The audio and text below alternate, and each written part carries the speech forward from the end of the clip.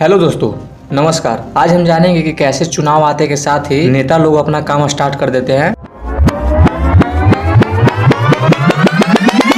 यानी जनता से जुड़ना स्टार्ट कर देते हैं, जनता को पागल बनाना स्टार्ट कर देते हैं। और चुनाव से कुछ समय पहले कैसे राजनीति का खेल खेला जाता है और कैसे जनता को पागल बनाया जाता है, सब कुछ समझेंगे इस वीडियो में। तो आइए शुरू से शुरू करते हैं। चुनाव आते के साथ ही जनता को लुभाने के लिए वो लोग कई प्रकार के काम करते हैं, जिसमें पहला है विकास का नाटक। क्योंकि 5 साल से जब उनकी सरकार थी तो वह काम ना हो पाया, लेकिन जैसे ही इलेक्शन नजदीक आता है तो आखिरी के 6 महीने में फूटी फूटी सड़कें चमका दी जाती है, अचानक से गाँव में पानी की टंकी लगा दी जाती है, अस्पताल और स्कूल बना दिए जाते हैं। लेकिन ये चुनाव से 1-2 मंथ पहले क्यों होता है? क्या यह विकास है या वोट खरीदने का एक नया तरीका? और दूसरा पॉइंट जिससे वो जनता को लुभाते हैं वो है फ्री का झांसा देकर। फ्री में जनता को मोबाइल देंगे, लैपटॉप देके, साइकिल देके और मुफ्त राशन देके, और यहाँ तक कि इलेक्शन के समय पे कभी कभी जनता के अकाउंट में सीधा पैसा भेज देना। नमस्कार, मैं रवीश कुमार। वोटर को कैश बांटा जा रहा है, जिससे जनता उनकी पुरानी करतूतों को भूलकर और नेताओं की इस चाल में फंस जाते हैं और अपना कीमती वोट इन्हें ही देने को मजबूर हो जाते हैं। और तीसरा पॉइंट होता है वोट इकट्ठा करने का,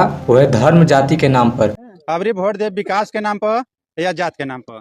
विकास कम जात थी। क्योंकि असली मुद्दे से ध्यान भटकाने के लिए धर्म और जाति का खेल खेला जाता है। नहीं तो लोग सवाल करेंगे कि हमारे देश में इतना बेरोजगारी क्यों है, इतना महंगाई क्यों है, महंगाई बेरोजगारी, यहाँ अच्छा एजुकेशन क्यों नहीं है। महंगाई बेरोजगारी ये लोग कह रहे हैं ना, महंगाई नहीं है। महंगाई बेरोजगारी पहले चलन पे आ चुकी है। आज रेडी पटी रिक्शा चलाने वाले से पूछो कैसे अपना घर चलाता है, क्या उसका मन नहीं करता अच्छे स्कूलों में पढ़ाने का अपने बच्चों, उसका मन नहीं करता अच्छा खाना खाने का। इसी वजह से नेता लोग धर्म और जाति का खेल खेलते हैं, जनता को आपस में बांट देते हैं ताकि वह चुनाव आसानी से जीत सके। क्योंकि नेताओं का सबसे पुराना हथियार है धर्म और जाति के नाम पर लोगों को आपस में उलझा देना और अपना वोट बनाना। और चौथा पॉइंट है वो अपनी सरकार बनाने के लिए काफी ज्यादा प्रचार करते हैं, चाहे वो टीवी हो, अखबार हो या सोशल मीडिया का इस्तेमाल हो। यहाँ पर वो करोड़ों रुपया खर्च करते हैं और चुनाव के समय ऐसा हो जाता है कि हर तरफ सिर्फ प्रचार ही प्रचार दिखते हैं। टीवी खोलते ही नेता का प्रचार आता है, बड़ा बड़ा वादा दिखने लगता है, अखबार पे उनका बड़ा बड़ा बैनर दिखने लगता है और सोशल मीडिया पे उनके लाखों फॉलोअर्स बन जाते हैं। लेकिन असली काम कहीं नहीं दिखाई जाती, कोई असली मुद्दा लेकर चुनाव में नहीं उतरता।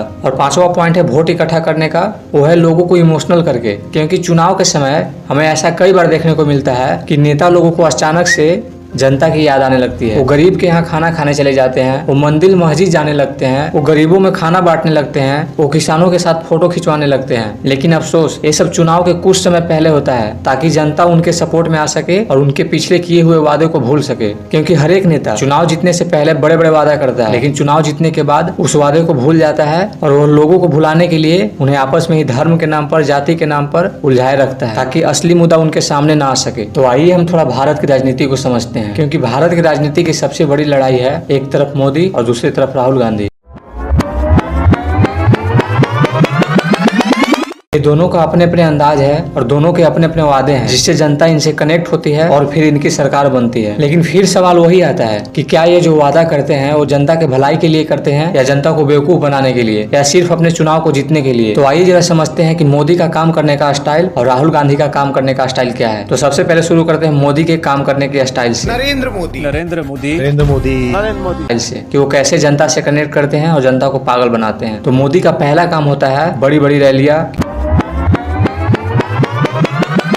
क्योंकि मोदी का चुनावी कैंपेन हमेशा जोरदार और इमोशनल होता है। हर रैली में राष्ट्रवाद, हिंदुत्व और विकास का जिक्र होता है। और मोदी सरकार कुछ योजनाएं चलाती है जिसके कारण लोग उनसे आसानी से कनेक्ट हो जाते हैं और अनेक बड़े बड़े सपने दिखाए जाते हैं भारत के लोगों को। और यहाँ तक कि बड़े मंचों से ये तक कह दिया जाता है कि आपके अकाउंट में सीधा 15 लाख रुपया भेज दिया जाएगा। मोदी जी ने आपसे 15 लाख रुपए का वायदा किया था, याद है आपको?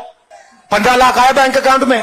नरेंद्र मोदी सरकार के केंद्रीय मंत्री हैं रामदास अठावले महाराष्ट्र के। उन्होंने देश के हर नागरिक के खाते में 15 लाख रुपए आने के बारे में बयान दिया। जो लेकिन चुनाव खत्म होते के साथ ही इन मुद्दों पे कोई बात नहीं करता। लेकिन चुनाव आते के समय ही गरीबों के घर जाकर खाना खाना, उसका वीडियो बनाकर सोशल मीडिया पर डालना और बड़ा बड़ा वादा करके जनता को अपने से जोड़ना, अपने आप को एक चाय वाला बताना। तो मैं बचपन में रेल के डिब्बे में चाय बेचता था, जिससे कि लोग इनसे कनेक्ट हो सके और इनकी सरकार बनी रहे। तो ये तो हो गया मोदी के काम करने का स्टाइल। लेकिन जरा देखते हैं राहुल गांधी किस तरीके से काम करते हैं।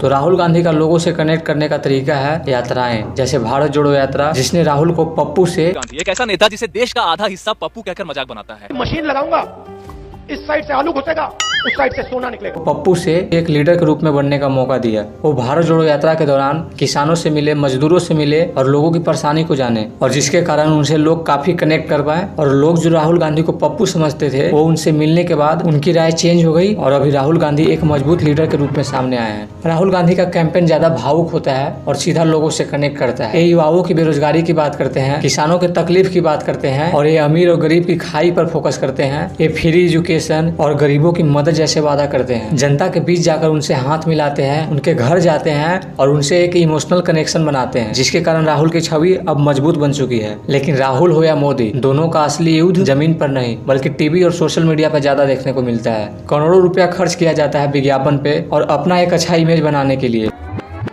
जनता को सिर्फ बड़ी बड़ी बातें सुनाई जाती है, लेकिन असली मुद्दे को दबा दिया जाता है। चुनाव के समय पर अंधा पैसा फेंक कर लोगों तक पहुंचा जाता है, चाहे वो सोशल मीडिया के थ्रू हो या लोगों से डायरेक्ट जाकर मिलना हो। क्योंकि भारत के नेताओं की चर्चा अक्सर हमें सोशल मीडिया पर देखने को मिलता है, क्योंकि वो विज्ञापन पर अंधा पैसा फूकते हैं, जिससे कि लोगों तक अपनी एक अच्छी छवि पहुंचाया जा सके और लोगों से कनेक्ट किया जा सके। अपने गिने चुने काम को दिखाकर लोगों से उनका वोट ले लेना इन नेताओं के लिए दाएं हाथ का खेल बन जाता है। क्योंकि यहाँ की जनता बहुत भोली है, वो काफी आसानी के साथ कभी धर्म में उलझ जाती है, कभी जाति के नाम पे उलझ जाती है, लेकिन असली मुद्दा कभी भी इन नेताओं के सामने नहीं रखती। क्योंकि अफसोस की बात यह है कि ना असली मुद्दा जनता को पता है और सरकार को पता भी है तो उस पर वो काम करना नहीं चाहती। क्योंकि अफसोस की बात यह है कि ना असली मुद्दा जनता को पता है और ना ही उस पर काम हो पाता है। क्योंकि ना उनके पास अच्छी एजुकेशन है और ना ही अच्छा स्वास्थ्य है। और जब तक लोगों के पास सही जानकारी ही नहीं पहुंचेगा, लोगों को अपना नॉलेज ही नहीं रहेगा, उनके अंदर एक समझ डेवलप नहीं होता है, तब तक वो सरकार से सवाल करेंगे ही नहीं। और इसी का फायदा भारत के नेता लोग उठाते हैं, जनता को बेहोश रखकर अपनी सत्ता बनाए रखते हैं।